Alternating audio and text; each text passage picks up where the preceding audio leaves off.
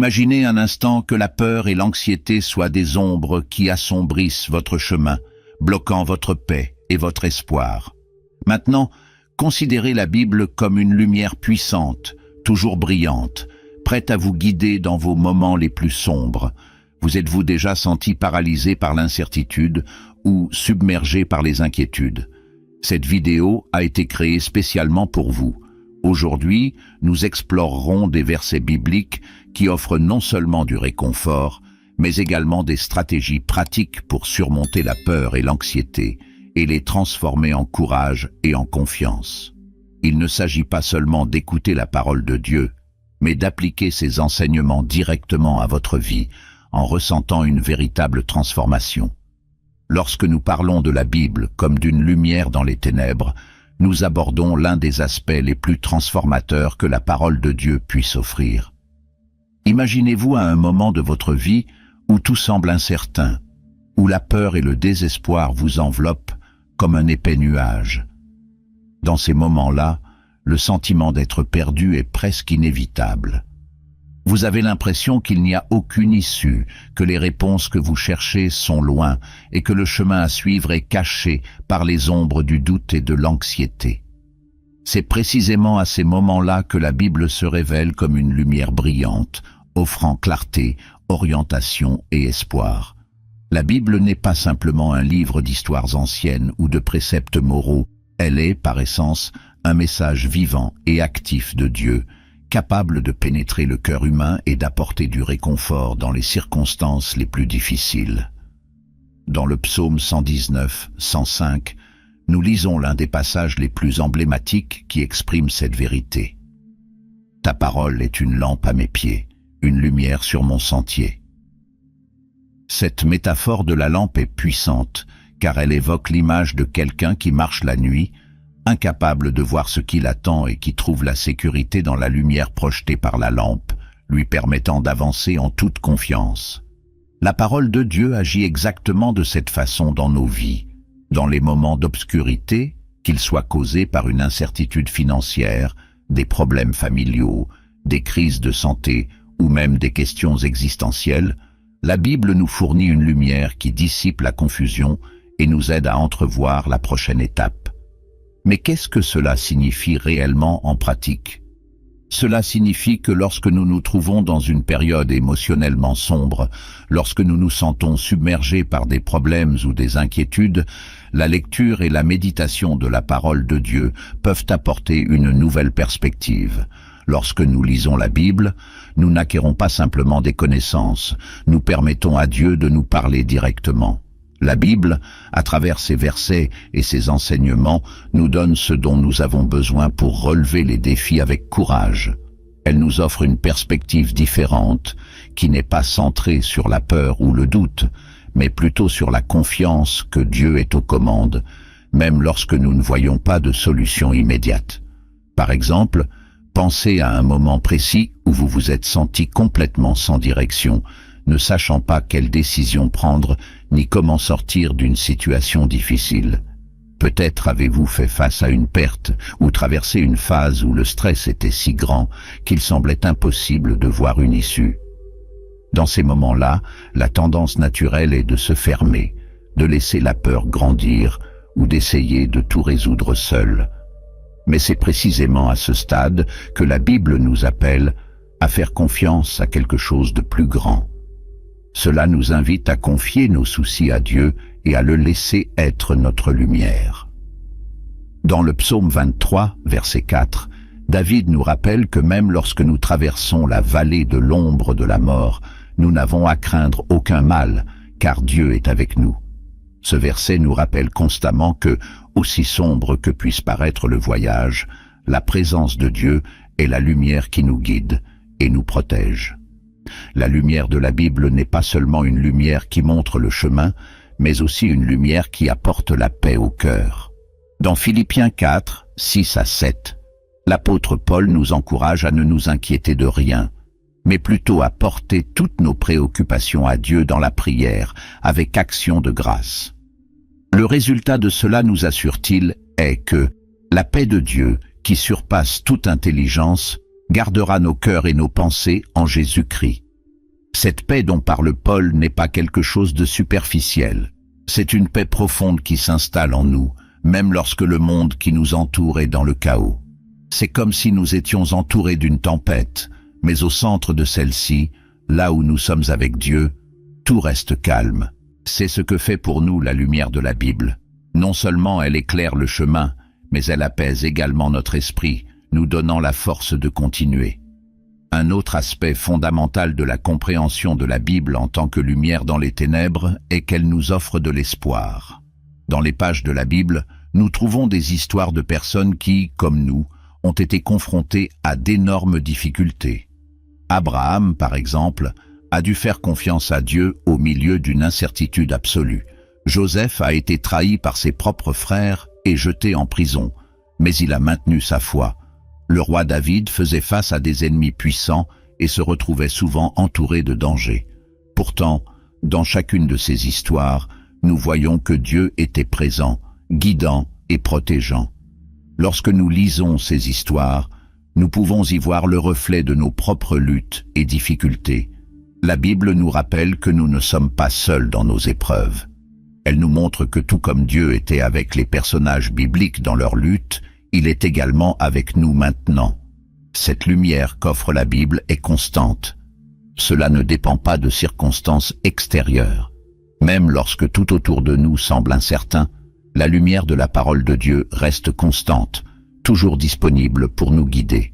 Il est profondément réconfortant de savoir que même dans les moments les plus sombres, lorsque nous sentons qu'il ne nous reste plus de force, Dieu continue de nous parler à travers les Écritures. Sa lumière ne s'éteint jamais et sa parole est toujours pertinente, apportant réconfort et orientation à tout moment ou dans toute situation. Ainsi, lorsque vous vous sentez enveloppé dans les ténèbres de la peur, de l'anxiété ou du doute, rappelez-vous que la Bible est la lumière qui peut éclairer votre chemin. Peu importe la complexité ou la difficulté du défi auquel vous faites face, Dieu a déjà préparé une parole de réconfort et d'espoir pour vous. Ouvrez les Écritures, plongez-vous dedans et permettez à la lumière de Dieu d'éclairer non seulement le chemin qui s'ouvre devant vous, mais aussi votre cœur. La Bible est cette source inépuisable de lumière et d'espoir, capable d'apporter la paix là où règne le désespoir, la confiance là où règne la peur et la direction là où règne la confusion. Dieu est présent dans chaque parole, prêt à guider, protéger et offrir la paix que vous recherchez. La peur et l'anxiété sont des émotions que nous ressentons tous à un moment donné de notre vie. Peu importe qui nous sommes, nos origines ou ce que nous avons vécu, ces émotions apparaissent au moment où nous nous y attendons le moins, provoquant agitation, inquiétude et souvent paralysie. Ce qui peut commencer comme une légère inquiétude, en quelques minutes, peut se transformer en une tempête d'incertitude, nous laissant incertains quant à l'avenir, à ce qui échappe à notre contrôle et à notre propre capacité à relever les défis. Et au milieu de cette tourmente émotionnelle, il est courant que nous nous sentions seuls, comme si nous naviguions sur des eaux inconnues, sans carte ni direction. Mais c'est précisément à ce moment-là que la parole de Dieu apparaît comme une source inestimable de réconfort, de conseils et de paix. La Bible, au fil de ses pages, aborde ces questions de manière très directe. Dieu, dans son infinie sagesse, savait que la peur et l'anxiété feraient partie de notre expérience humaine et par conséquent, il nous a laissé une série de promesses et d'enseignements qui nous aident à gérer ces sentiments. Lorsque nous parlons de versets qui traitent spécifiquement de la peur et de l'anxiété, nous parlons de paroles vivantes qui non seulement réconfortent, mais qui ont le pouvoir de transformer complètement la façon dont nous traitons les situations les plus difficiles. Un exemple clair de cela se trouve dans Josué 1er chapitre 9e, verset, où Dieu dit à Josué « Ne te l'ai-je pas commandé? Sois fort et courageux. Ne sois pas terrifié et ne te décourage pas, car l'Éternel, ton Dieu, sera avec toi partout où tu iras. » Marcher. Ce passage est profondément significatif, non seulement pour Josué, mais pour nous tous. Imaginez le contexte. Josué assumait la direction du peuple d'Israël après la mort de Moïse. Il avait devant lui une tâche monumentale qui ferait sans aucun doute peur à n'importe qui. Il devait diriger une nation entière à travers des défis gigantesques, avec des villes fortifiées et des armées prêtes à les arrêter. Cependant, au lieu de laisser Josué se vautrer dans la peur, Dieu lui donne un commandement clair: être fort et courageux. Et pourquoi Josué devrait-il avoir du courage? Non pas parce qu'il était naturellement intrépide, ou parce qu'il avait des capacités exceptionnelles, mais parce que Dieu serait avec lui à chaque étape du chemin. C'est quelque chose dont nous devons toujours nous souvenir. Notre force et notre courage ne viennent pas de nous-mêmes, mais de la présence constante de Dieu dans nos vies. Lorsque Dieu est de notre côté, la peur perd de sa force, car nous savons qu'il contrôle toutes choses. Un autre verset extrêmement puissant contre la peur est Ésaïe 41, 10, où Dieu dit: « Ne crains donc pas, car je suis avec toi, n'aie pas peur, car je suis ton Dieu. Je te fortifierai et je t'aiderai. Je soutiendrai toi avec ma main droite victorieuse. » Ici, nous voyons Dieu parler directement à nos cœurs. Non seulement il nous dit de ne pas avoir peur, mais il nous donne une série de raisons pour cela. Dieu déclare clairement qu'il est avec nous, qu'il est notre Dieu, qu'il nous fortifiera et nous aidera. Ce qu'il y a de plus beau dans ce verset, c'est l'image de Dieu qui nous tient la main. Imaginez la scène. Vous êtes confronté à un défi qui semble insurmontable, la peur tente de vous dominer. Mais Dieu, de sa main forte et victorieuse, vous tient et vous dit: « Je suis là, vous n'êtes pas seul. » Cela change complètement la perspective. Peu importe l'ampleur du défi ou la situation effrayante, savoir que Dieu nous tient la main nous procure une paix qui dépasse l'entendement. Le psaume 56, 3 aborde également directement cette question. « Quand je crains, je me confie en toi. » C'est une phrase courte, mais incroyablement puissante. Ici, David, qui a fait face à de nombreux moments de peur et d'incertitude dans sa vie, ne nie pas avoir eu peur. Il ne cherche pas à cacher ou à minimiser ce sentiment, mais ce qu'il fait est encore plus important. Il déclare que lorsque la peur surviendra, il choisira de faire confiance à Dieu. Cela nous apprend quelque chose de précieux. Nous n'avons pas besoin de prétendre que nous n'avons pas peur.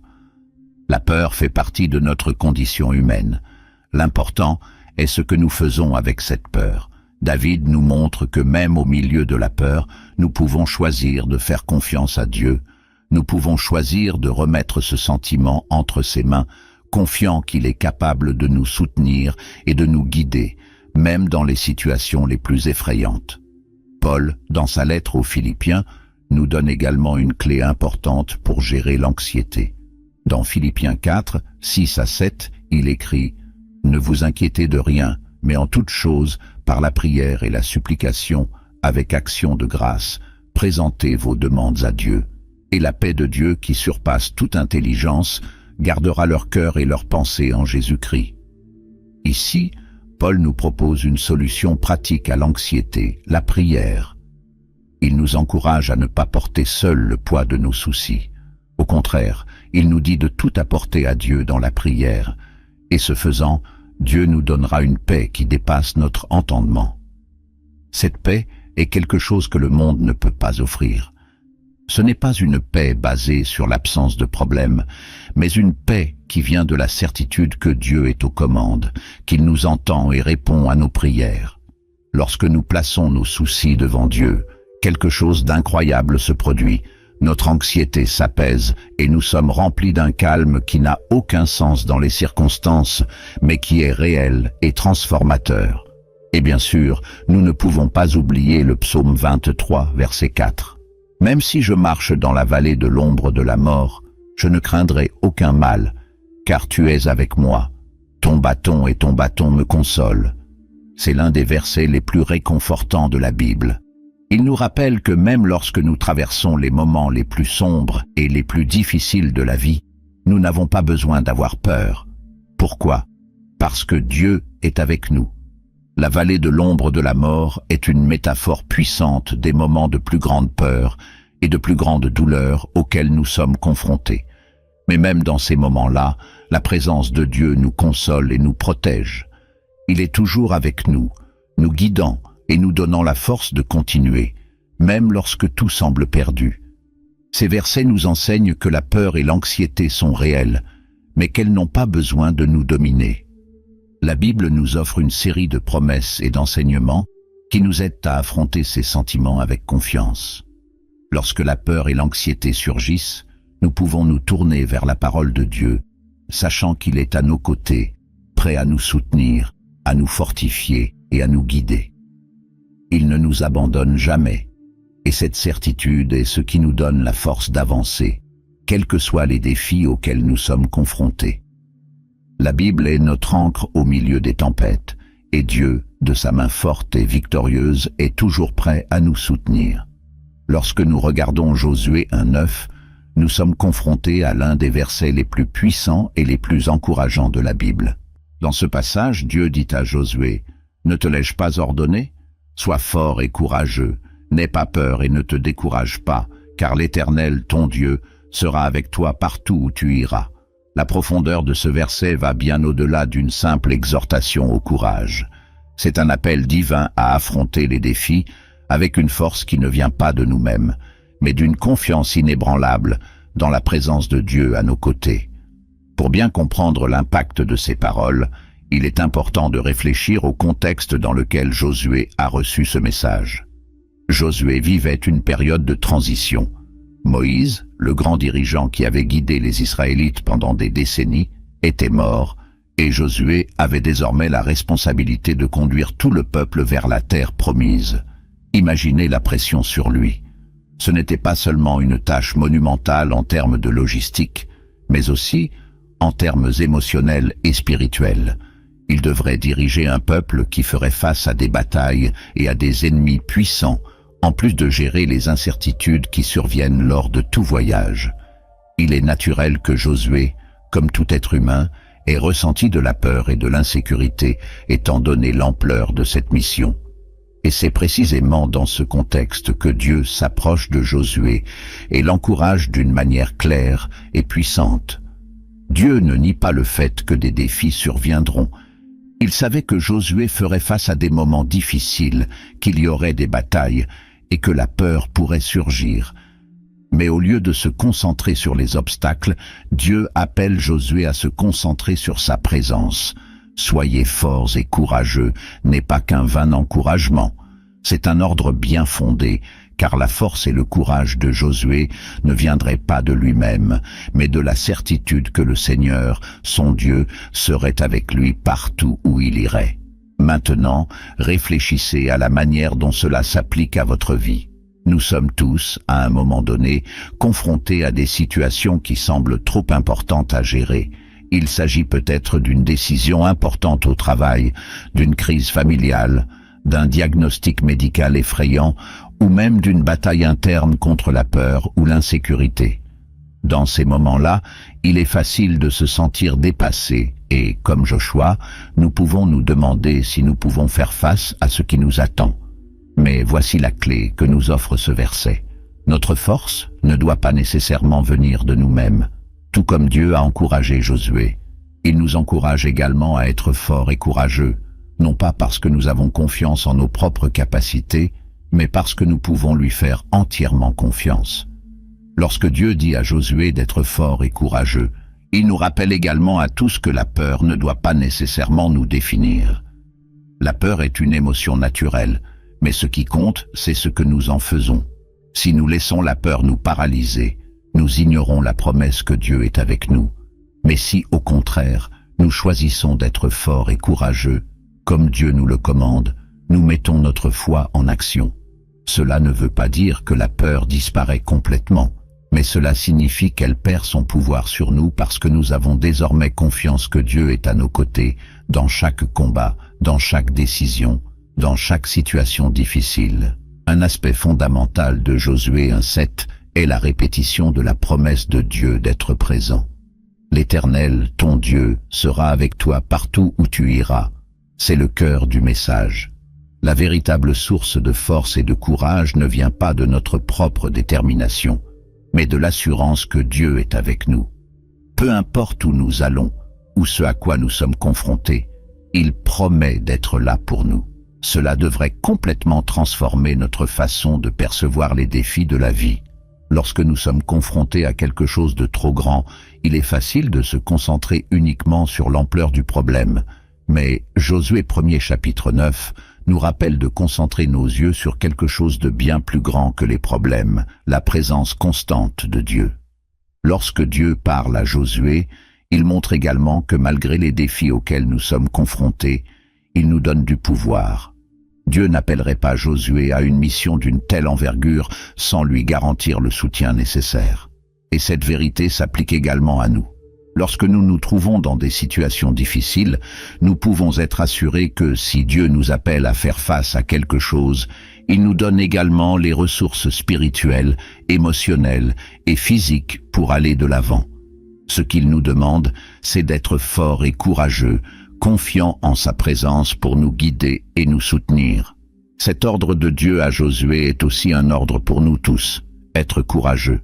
Mais ce qui est intéressant, c'est que le courage que Dieu appelle n'est pas une absence de peur, mais un choix conscient de faire confiance à Dieu, même face à la peur. Être courageux ne signifie pas que nous n'éprouverons jamais de peur, mais cela signifie que lorsque la peur survient, nous choisirons d'avancer, sachant que Dieu est avec nous. Cette confiance en sa présence nous donne la force dont nous avons besoin pour continuer, même lorsque les circonstances semblent trop difficiles. Alors, comment pouvons-nous appliquer cela concrètement? Lorsque nous sommes confrontés à une situation où la peur ou le doute menacent de nous paralyser, la première chose à faire est de nous souvenir de cette promesse. L'Éternel, ton Dieu, sera avec toi partout où tu iras. Se répéter cette vérité est un moyen puissant de combattre la peur.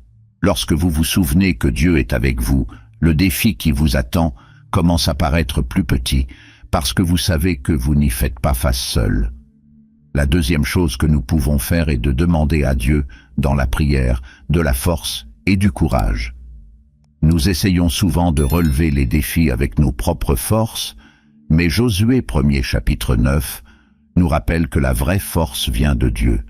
Il est prêt à nous donner ce dont nous avons besoin, mais nous devons lui demander et lui faire confiance. En fin de compte, vivre avec cette vérité à l'esprit nous aide à changer notre façon de percevoir les défis. Au lieu de les considérer comme des obstacles insurmontables, nous pouvons commencer à les voir comme des opportunités de ressentir plus profondément la présence de Dieu dans nos vies. Chaque fois que nous faisons face à quelque chose de difficile et choisissons de lui faire confiance, notre foi grandit et nous devenons plus forts spirituellement.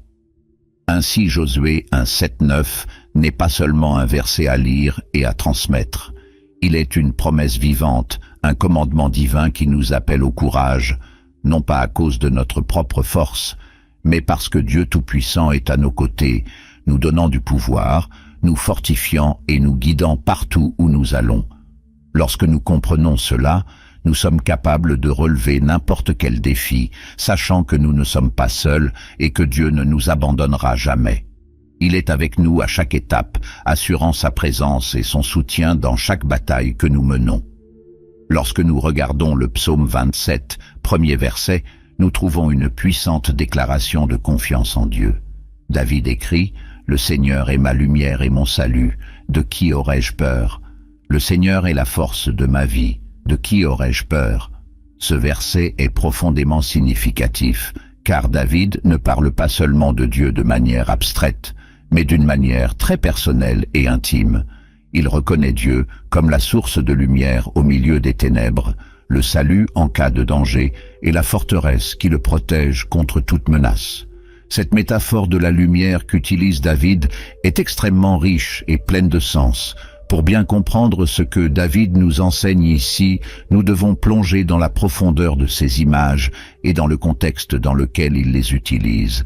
Lorsque David décrit Dieu comme sa lumière, il parle d'une expérience personnelle avec la présence de Dieu qui éclaire sa vie dans les temps d'obscurité. La lumière, tout au long des Écritures, est souvent utilisée comme métaphore de la présence de Dieu, de la vérité divine et de la révélation divine. La lumière dissipe les ténèbres et dans la Bible, les ténèbres symbolisent souvent la peur, l'inconnu, l'adversité et la confusion. Lorsque nous sommes dans l'obscurité, nous perdons notre capacité à voir clairement. tout semble incertain et menaçant. Pensez à un moment de votre vie où vous vous êtes senti perdu, ne sachant pas dans quelle direction vous tourner, comme si vous marchiez dans un endroit sombre, sans une vision claire du chemin à parcourir. Dans ces moments-là, la peur peut facilement prendre le dessus parce que nous ne voyons pas d'issue. L'obscurité a le pouvoir de nous rendre vulnérables, de nous faire sentir désorientés et, souvent, désespérés. Mais David nous rappelle que le Seigneur est notre lumière. Qu'est-ce que cela signifie? Cela signifie que lorsque Dieu est présent dans nos vies, il éclaire notre chemin. Il nous donne de la clarté là où régnait autrefois la confusion, et nous offre un aperçu là où régnait autrefois l'aveuglement spirituel. Lorsque Dieu devient notre lumière, nous commençons à voir les choses différemment. Les situations qui semblaient autrefois effrayantes et accablantes perdent leur pouvoir parce que nous pouvons désormais voir le chemin que Dieu nous montre. La lumière de Dieu nous guide, nous oriente et nous aide à prendre des décisions en toute confiance. Cela dissipe la peur, car là où il y a de la lumière, la peur des ténèbres ne peut pas survivre. David savait très bien ce que c'était que de faire face à des situations de peur et d'incertitude. En tant que roi, il a fait face à d'innombrables ennemis, trahisons, guerres et dangers qui menaçaient constamment sa vie. Mais à travers tout cela, il a appris à faire confiance à Dieu comme à sa lumière. Il a appris que même lorsque les circonstances autour de lui semblaient sombres et désespérées, la présence de Dieu suffisait à éclairer son chemin. Et cette même lumière est disponible pour nous tous. Lorsque nous sommes confrontés à des moments d'obscurité, lorsque nous ne savons pas où aller ni comment surmonter un problème, nous pouvons chercher la lumière de Dieu pour nous guider. Tout comme David, nous pouvons crier au Seigneur, et il sera la lumière qui éclairera nos décisions, qui dissipera nos doutes et qui nous donnera une nouvelle perspective, une perspective de foi et d'espérance. En plus d'être notre lumière, David appelle aussi Dieu son salut. Et ce mot « salut » a une signification aussi profonde que la métaphore de la lumière. Pour David, le salut n'était pas une idée théorique ou un concept lointain. C'était quelque chose de très réel et présent dans sa vie.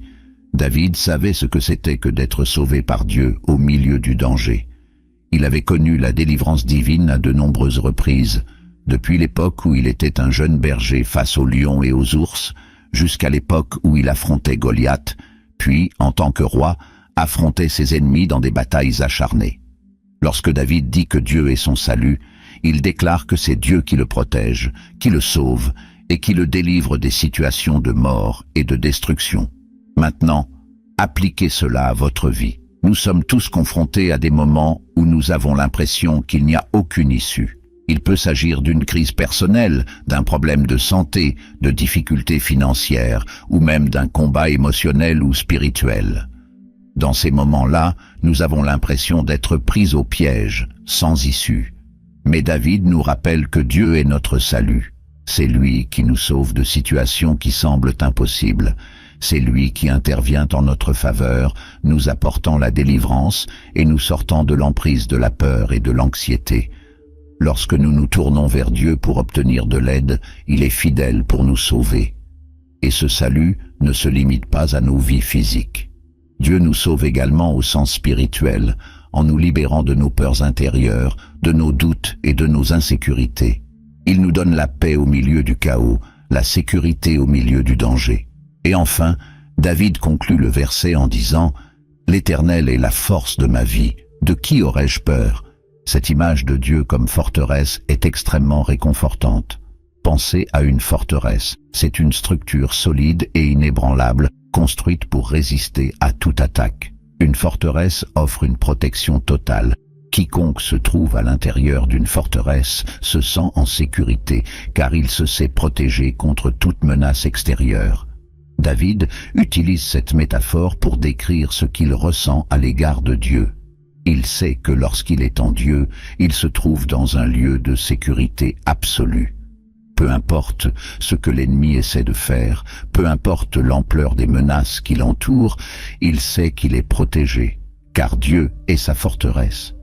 Et c'est quelque chose que nous pouvons tous expérimenter. Lorsque nous mettons notre confiance en Dieu, il devient notre force.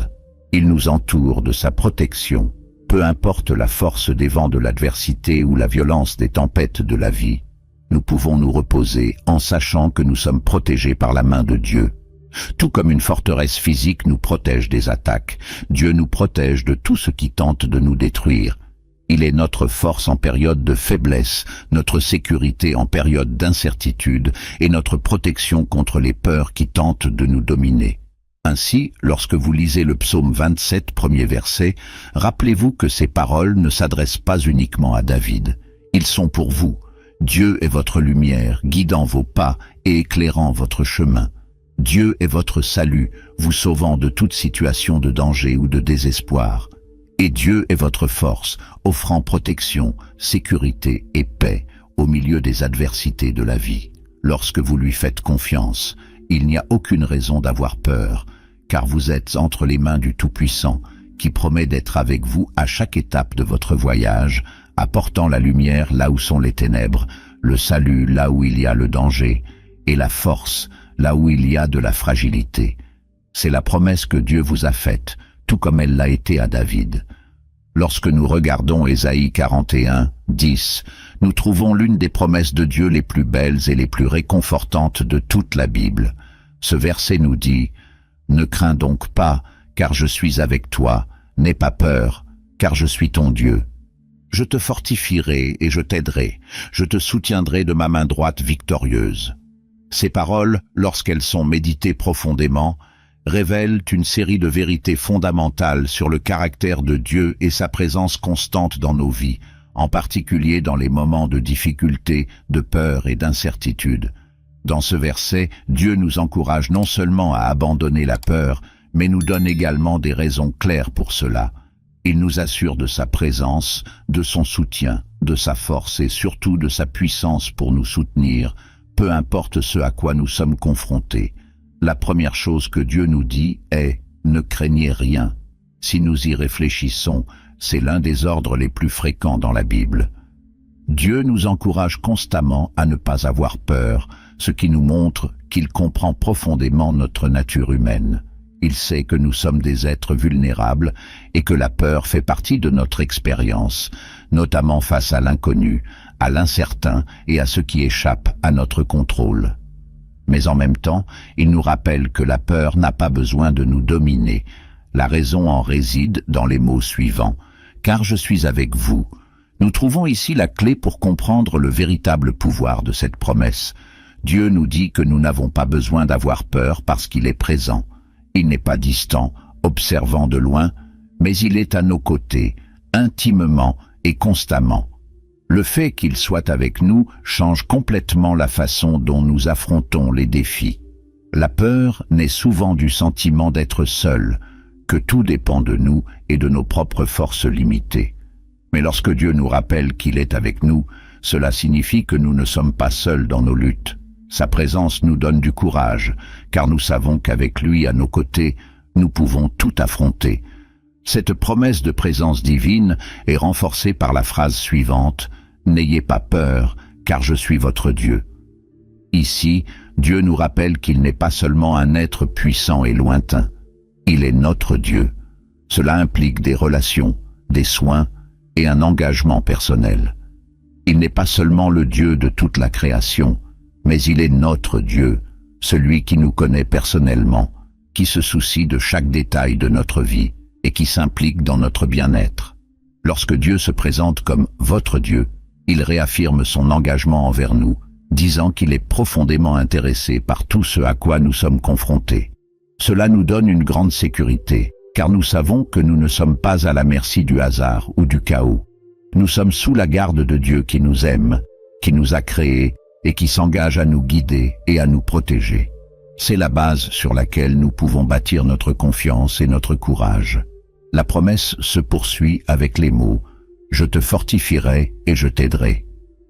C'est une déclaration d'un immense réconfort, surtout lorsque nous nous sentons faibles et incapables de faire face aux pressions de la vie. Nous nous retrouvons souvent dans des situations qui semblent trop importantes pour nous. Les difficultés peuvent nous faire sentir dépassés, sans énergie et sans capacité de continuer. Mais Dieu nous assure que c'est lui qui nous donne la force. Et cette force qu'il nous offre n'est pas n'importe quelle force. Elle est une force surnaturelle qui vient directement de sa nature divine. Lorsque nos propres forces s'épuisent, Dieu intervient et nous revêt de sa force. Cela signifie que nous ne devons pas compter uniquement sur nos capacités limitées. Dieu, dans sa bonté et sa puissance, nous permet d'avancer, de résister aux pressions et de surmonter les obstacles. Non seulement il nous observe de loin, mais il nous donne activement la force dont nous avons besoin à chaque instant. Et en plus de nous fortifier, Dieu promet de nous aider. Cette aide de Dieu n'est ni occasionnelle ni sporadique. Elle est constante et fidèle. Il nous aide de toutes les manières possibles, que ce soit par des solutions pratiques qu'il nous révèle, ou en nous donnant la paix au milieu de la tourmente, ou même en intervenant de manière miraculeuse. L'aide de Dieu est personnalisée. Il sait exactement ce dont nous avons besoin dans chaque situation et est toujours prêt à intervenir en notre faveur. L'aide de Dieu est une manifestation de son attention aimante envers nous. Il ne nous laisse pas seuls pour combattre avec nos propres forces. Il intervient dans notre situation et nous aide à porter les fardeaux qui nous semblent trop lourds. Enfin, le verset se termine par l'une des images les plus puissantes. « Je le soutiendrai de ma main droite victorieuse ». Cette image de Dieu nous tenant de sa main droite est incroyablement significative. Dans la culture biblique, la main droite symbolise la force, le pouvoir et l'autorité. Lorsque Dieu dit qu'il nous tient de sa main droite, il nous rappelle que sa protection sur nous est inébranlable. Il nous tient fermement et en toute sécurité, garantissant que même lorsque nous nous sentons sur le point de tomber, il est là, nous gardant debout. La main de Dieu n'est pas n'importe quelle main, c'est une main gagnante. Cela signifie qu'avec lui nous tenant, nous avons déjà la victoire, quelles que soient les circonstances qui nous entourent. La victoire n'est pas entre nos mains, mais entre les mains de Dieu. Et ces mains sont les mêmes qui ont créé l'univers, qui contrôlent toutes choses et qui ne faillissent jamais. Cette image d'être tenu par la main droite de Dieu nous parle aussi d'intimité. Quand quelqu'un vous tient la main, il y a un sentiment de proximité, d'attention. Dieu ne nous aide pas seulement de loin, il nous tient près de nous. Il est avec nous à tout moment, nous soutient et veille à ce que nous ne soyons pas vaincus. C'est la promesse d'une sécurité absolue. Dieu nous tient la main et avec lui, nous sommes protégés. Il n'y a pas d'adversité assez grande, pas de problème trop complexe qui puisse nous arracher aux mains de Dieu. Par conséquent, Ésaïe 41, 10 est plus qu'un verset à mémoriser. Il est une promesse vivante, une vérité que nous pouvons porter dans notre cœur à chaque instant de notre vie. Lorsque nous sommes confrontés à la peur, lorsque l'anxiété tente de nous submerger, lorsque nous nous sentons faibles et impuissants, ce verset nous rappelle que nous ne sommes pas seuls. Dieu est avec nous. Il est notre Dieu, personnellement engagé à nous fortifier, à nous aider et à nous tenir de sa main victorieuse. C'est la base de notre confiance. Nous n'avons pas besoin d'avoir peur, car Dieu est présent et, avec lui à nos côtés, nous avons tout ce dont nous avons besoin pour affronter n'importe quelle situation. C'est la promesse que Dieu nous fait et elle est ferme, constante et immuable. Lorsque nous lisons le psaume 56, 3, nous trouvons une déclaration simple mais incroyablement puissante. « Quand je crains, je me confie en toi ». David, en écrivant ces mots, nous offre une profonde leçon sur la façon de gérer la peur d'une manière qui transforme complètement notre réponse émotionnelle. Nous savons tous ce que c'est que d'avoir peur. Parfois, la peur peut être presque paralysante, surtout lorsque nous sommes confrontés à des situations indépendantes de notre volonté, qui menacent notre sécurité ou le bien-être de ceux que nous aimons. Mais David, au milieu de ces moments de danger et d'incertitude, nous montre qu'il existe un choix que nous pouvons faire. Nous pouvons choisir de faire confiance à Dieu, même au milieu de la peur. David ne nie pas la réalité de la peur. Il reconnaît que dans sa vie, il a été confronté à de nombreuses situations qui auraient naturellement généré de la peur. Pensez par exemple aux innombrables batailles qu'il a menées, aux ennemis qui l'ont persécuté, aux trahisons et aux moments où sa propre vie était en danger. David savait ce que c'était que de vivre avec des menaces constantes. Il connaissait le poids de la peur, mais au lieu de laisser la peur le dominer ou le paralyser, il a choisi d'en faire une opportunité de faire plus profondément confiance à Dieu. La clé ici est ce que David fait avec peur. Il n'ignore pas ce sentiment et n'essaye pas de le cacher. Au lieu de cela, il reconnaît la peur et prend alors la décision de faire confiance à Dieu. C'est quelque chose que nous pouvons tous apprendre à faire. La peur seule n'est pas le problème. Ce qui compte vraiment, c'est notre réponse. Et David nous enseigne que la peur peut devenir un chemin vers la confiance. Il nous montre qu'au lieu de succomber à la peur, nous pouvons l'utiliser comme tremplin pour renforcer notre foi en Dieu. Pensez au moment où vous avez eu peur. Peut-être était-il confronté à une situation financière difficile, à un problème de santé, à une crise relationnelle ou à un avenir incertain. Dans ces situations, il est naturel que la peur surgisse. Mais ce que David nous enseigne, c'est que lorsque cette peur apparaît, il n'est pas nécessaire qu'elle nous domine. Nous pouvons, comme David, reconnaître que la peur est là, mais en même temps faire le choix conscient de faire confiance à Dieu. Cela ne veut pas dire que la peur disparaît comme par magie, mais cela signifie qu'elle perd son pouvoir de nous contrôler. Lorsque nous mettons notre confiance en Dieu, quelque chose change en nous. Même si la situation autour de nous reste difficile, notre perspective change. Nous savons que Dieu est avec nous et qu'il est plus grand que tout ce à quoi nous pouvons faire face. Cet acte de confiance en Dieu au milieu de la peur est une étape de foi. La foi n'est pas l'absence de peur, mais la décision de continuer à faire confiance à Dieu, même lorsque la peur est présente. C'est comme si David nous montrait que la peur et la confiance peuvent coexister, mais que c'est la confiance en Dieu qui finit par l'emporter. Au lieu de nous laisser guider par la peur, nous sommes guidés par la certitude que Dieu est aux commandes. Lorsque David dit « J'aurai confiance en toi », il déclare sa confiance dans la fidélité de Dieu. Il savait par expérience que Dieu était digne de confiance. David avait déjà vu Dieu intervenir dans sa vie à plusieurs reprises. Il se souvenait des victoires que Dieu lui avait données, des moments où Dieu l'avait délivré du danger et l'avait protégé. Et c'est ce rappel de la fidélité de Dieu qui vous aide à transformer votre peur en confiance. Lorsque nous nous souvenons des moments où Dieu a été fidèle dans nos vies, cela nous donne le courage de lui faire confiance, même lorsque nous sommes confrontés à de nouveaux défis. Cela nous amène à une application pratique. Lorsque la peur surgit, au lieu de nous laisser emporter par elle, nous pouvons nous arrêter et nous souvenir des promesses de Dieu. Nous pouvons méditer sur des versets comme celui-ci du psaume 56, 3, et utiliser ces mots comme un rappel constant que Dieu est avec nous.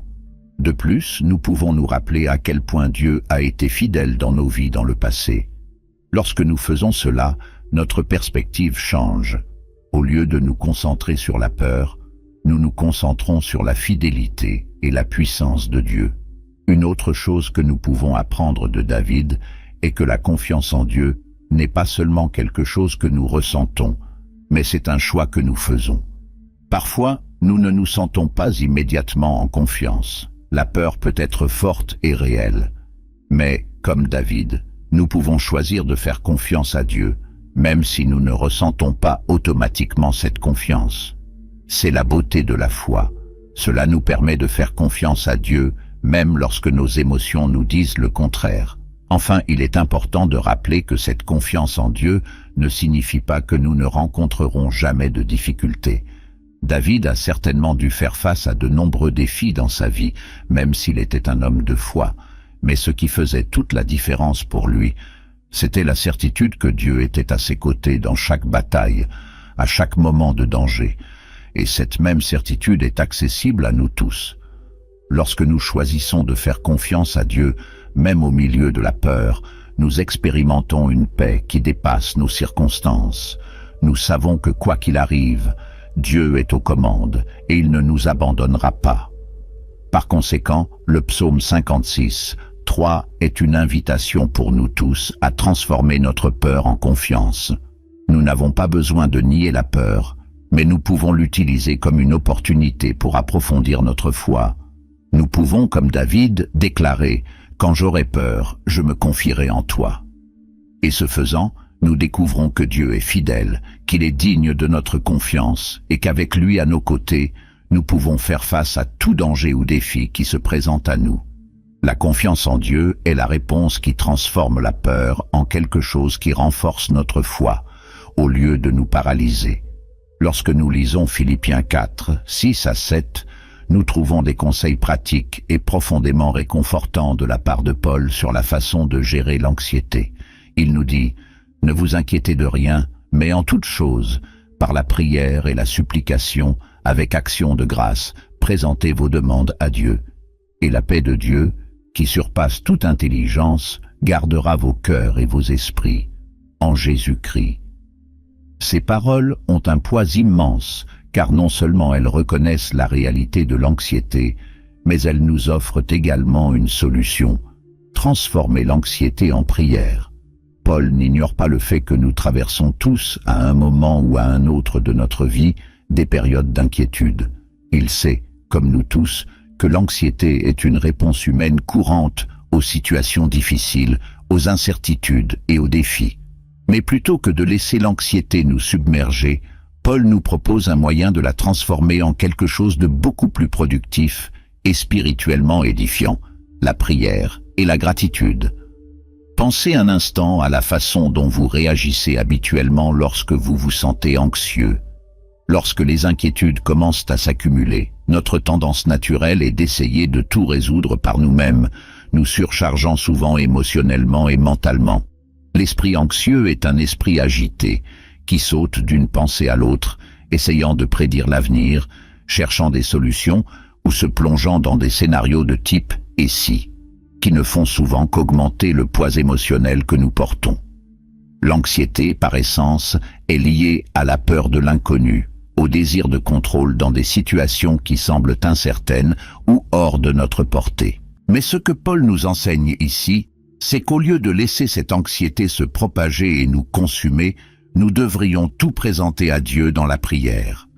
Lorsque Paul dit « Ne vous inquiétez de rien », il nous appelle à une vie de confiance radicale en Dieu.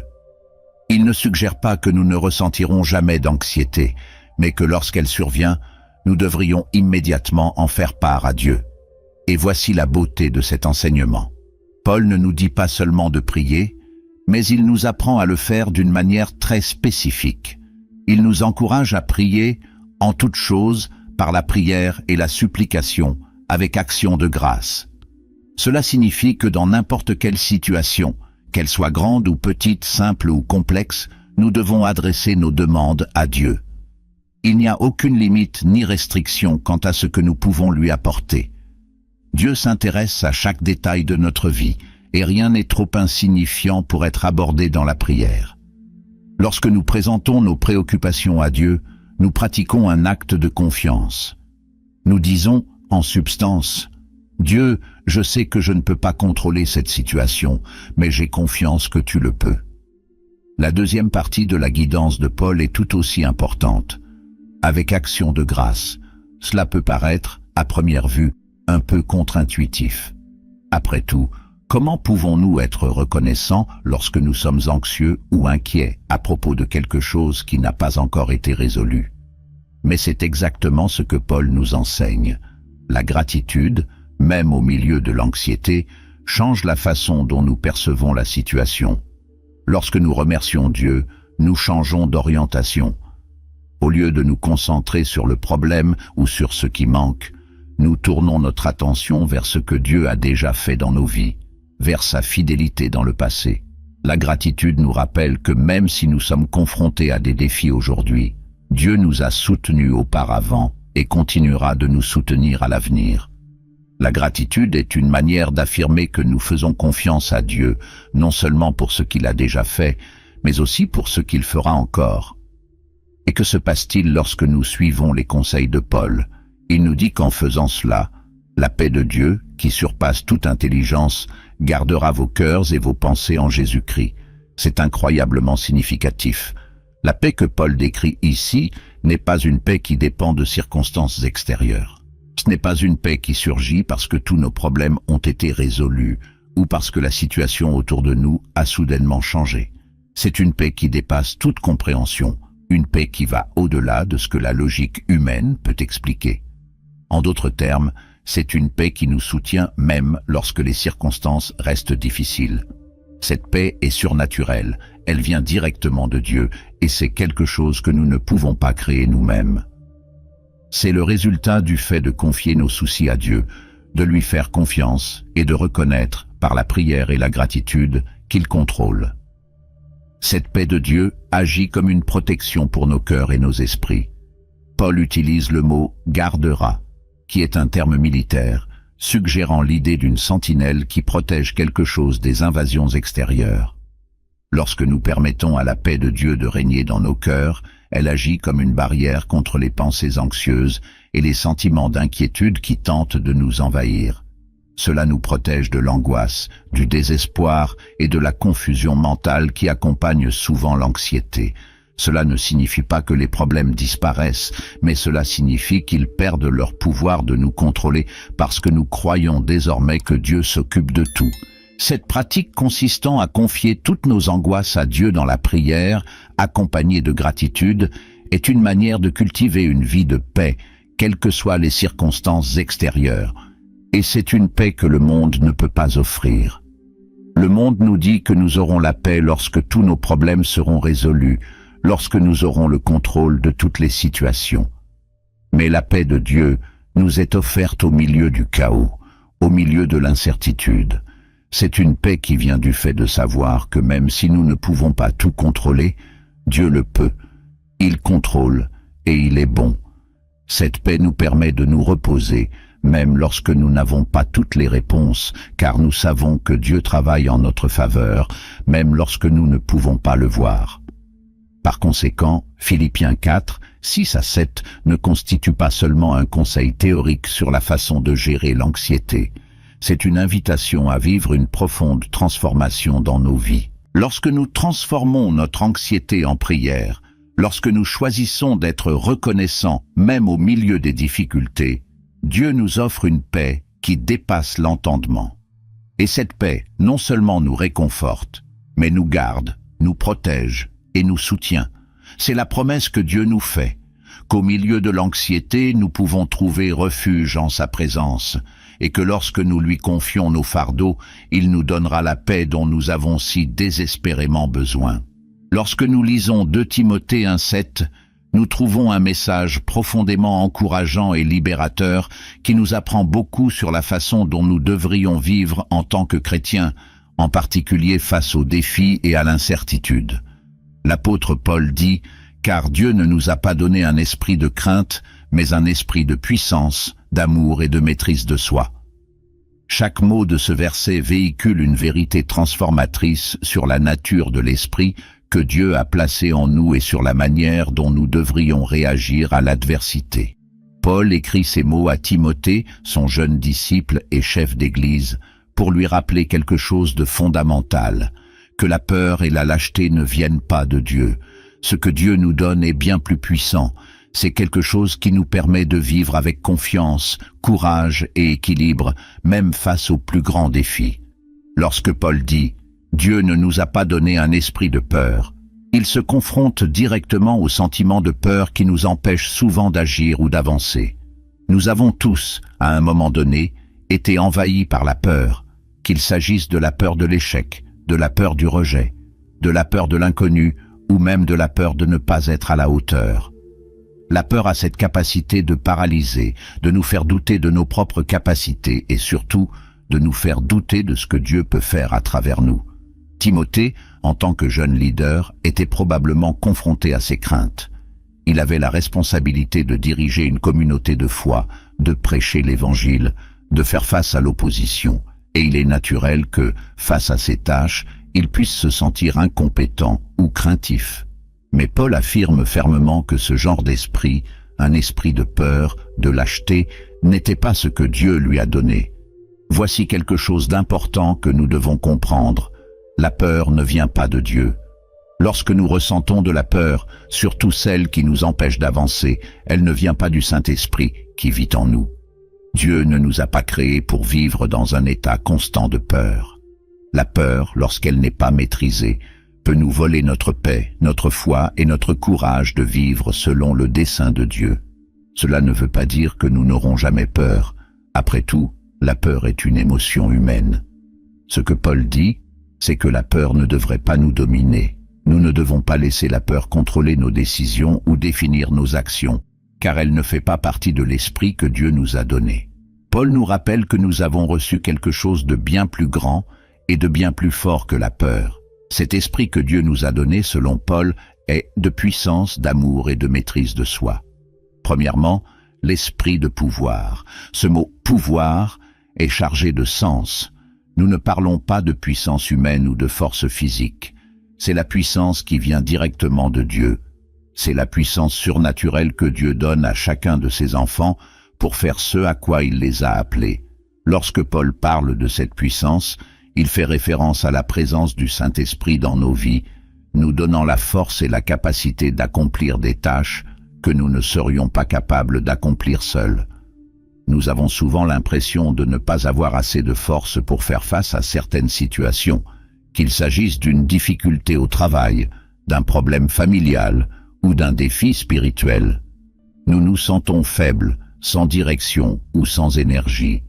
Mais ce que Paul dit, c'est qu'en tant qu'enfants de Dieu, nous disposons d'une puissance qui ne dépend pas de notre propre force. Cette puissance vient de Dieu, et il suffit à nous soutenir en toutes circonstances.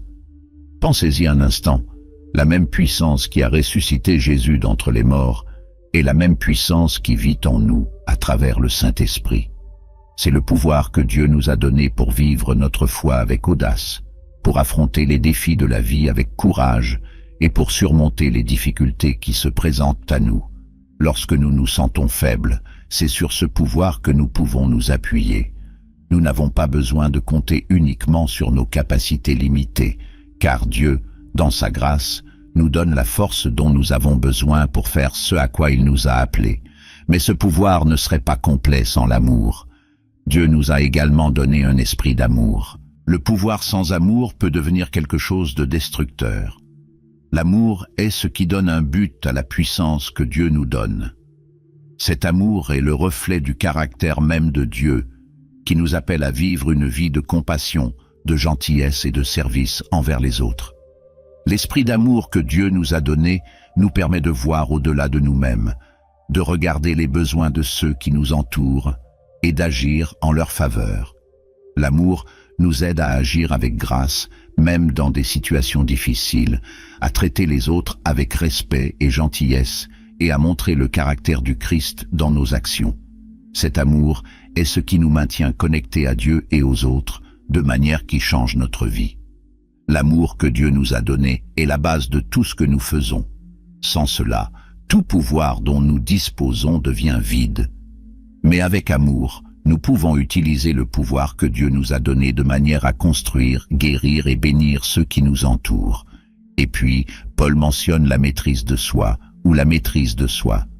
Ceci est essentiel car la maîtrise de soi nous donne la capacité d'utiliser à la fois le pouvoir et l'amour de la bonne manière.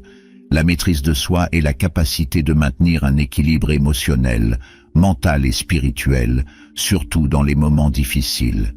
C'est ce qui nous permet de prendre des décisions judicieuses, d'agir avec modération et de ne pas nous laisser emporter par des impulsions ou des émotions momentanées. La maîtrise de soi nous aide à répondre aux défis avec calme et sagesse, plutôt que de réagir de manière impulsive ou nuisible. Souvent, lorsque nous sommes sous pression, nous avons tendance à agir sans réfléchir, à réagir avec colère ou peur. Mais l'esprit de maîtrise de soi que Dieu nous a donné nous permet de rester calme, même au milieu du chaos, et de prendre des décisions qui reflètent la sagesse de Dieu. Cet esprit de maîtrise de soi nous aide également à résister à la tentation et à vivre une vie de discipline spirituelle.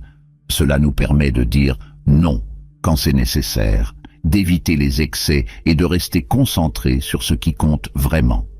La maîtrise de soi est une expression de maturité spirituelle. Il nous maintient centrés sur la vérité de Dieu, même lorsque les circonstances tentent de nous détourner.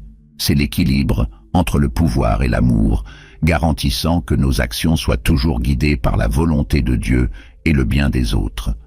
Par conséquent, lorsque Paul écrit à Timothée et lui rappelle que Dieu nous a donné un esprit de puissance, d'amour et de maîtrise de soi, il nous enseigne quelque chose d'essentiel pour notre chemin de foi.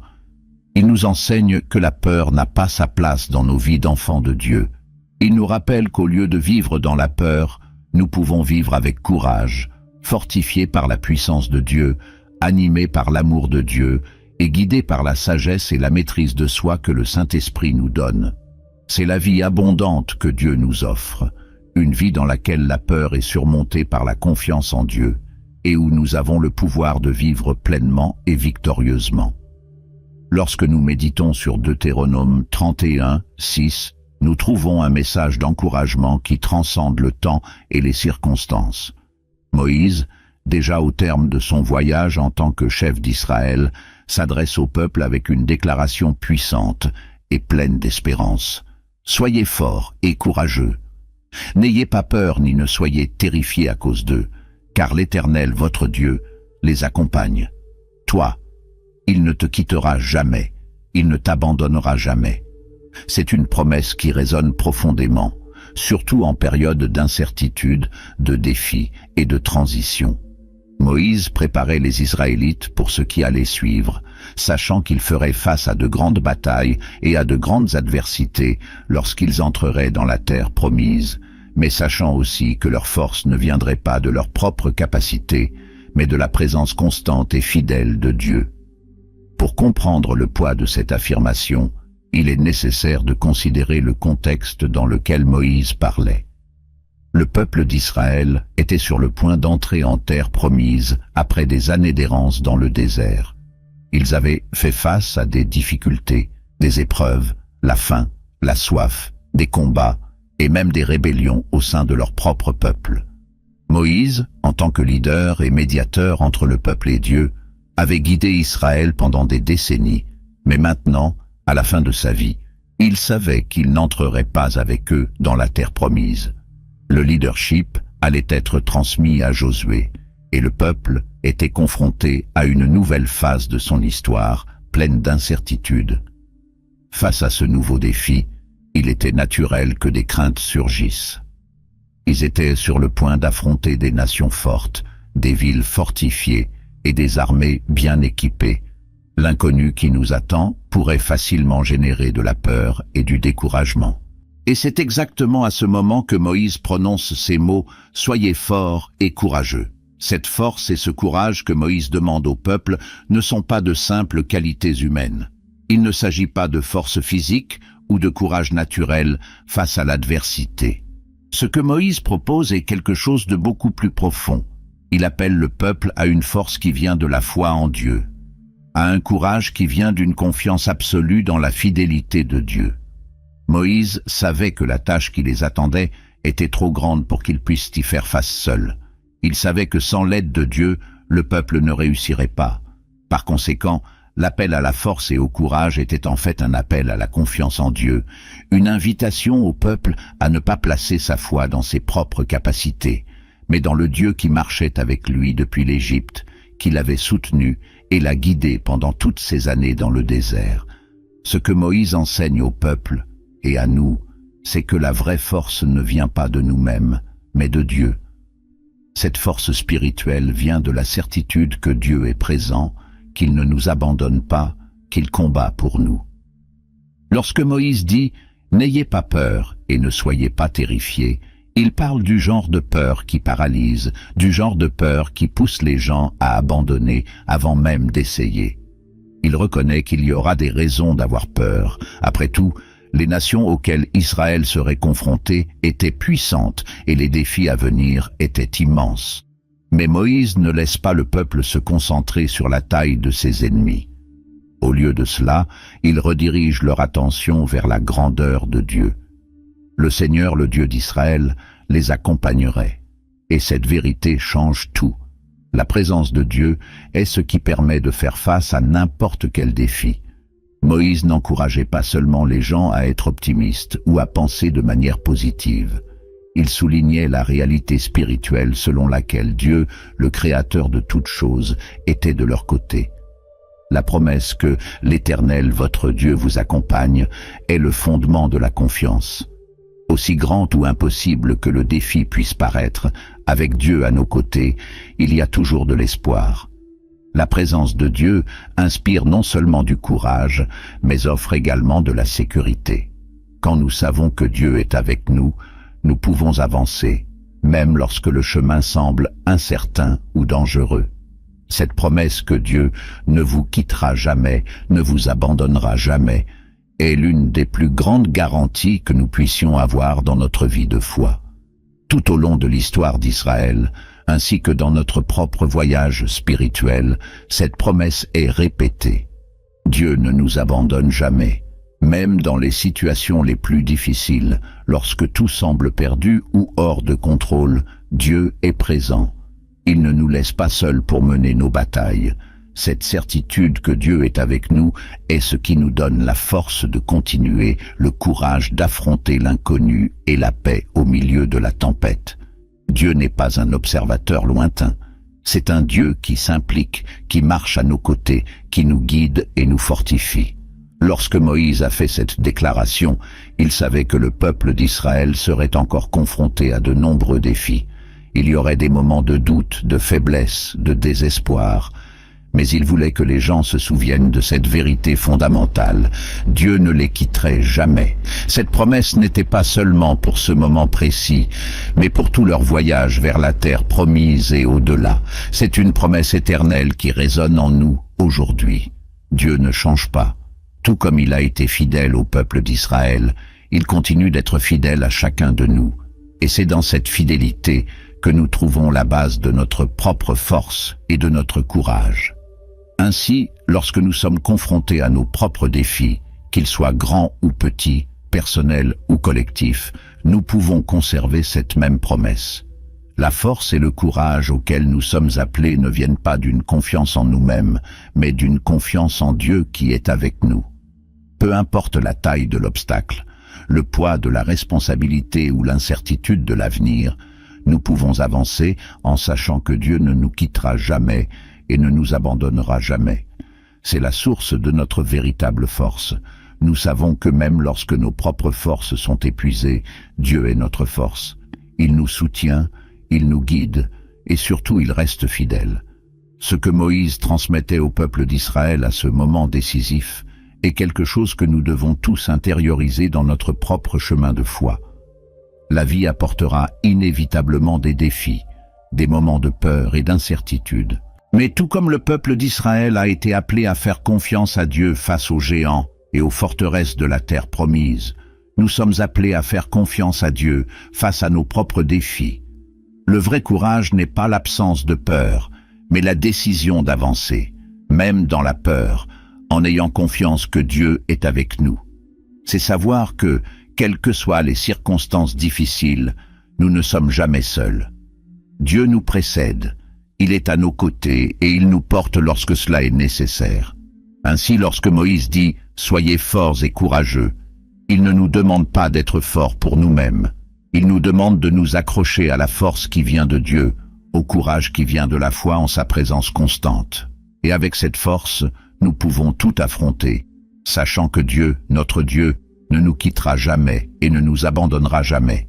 C'est la promesse qui nous soutient à chaque étape de la vie, à chaque défi qui surgit en cours de route et à chaque moment d'incertitude. Avec Dieu à nos côtés, nous pouvons être vraiment forts et courageux, non pas parce que nous sommes puissants, mais parce qu'il l'est. Alors que nous réfléchissons au puissant message de Deutéronome 31, 6, il est important de nous rappeler que la force et le courage auxquels Moïse nous appelle ne viennent pas de nous-mêmes, mais de la certitude que Dieu est avec nous, toujours fidèle, ne nous quittant jamais, nous ou nous abandonnant. Quel que soit le défi auquel vous faites face aujourd'hui, n'oubliez pas que vous n'êtes pas seul. Dieu marche à vos côtés, et c'est lui qui soutient votre force et votre courage. Maintenant, si ce message a touché votre cœur, je vous invite à partager dans les commentaires comment vous avez vécu la présence de Dieu au milieu de vos combats. J'aimerais savoir ce que cette promesse signifie pour vous. N'oubliez pas de laisser un like, car cela nous aide à toucher plus de personnes avec ce message d'espoir. Et bien sûr, si vous n'êtes pas encore abonné à la chaîne, abonnez-vous dès maintenant pour continuer à recevoir des réflexions qui renforcent votre foi et vous rapprochent toujours plus de Dieu. Que Dieu vous bénisse et à bientôt dans la prochaine vidéo.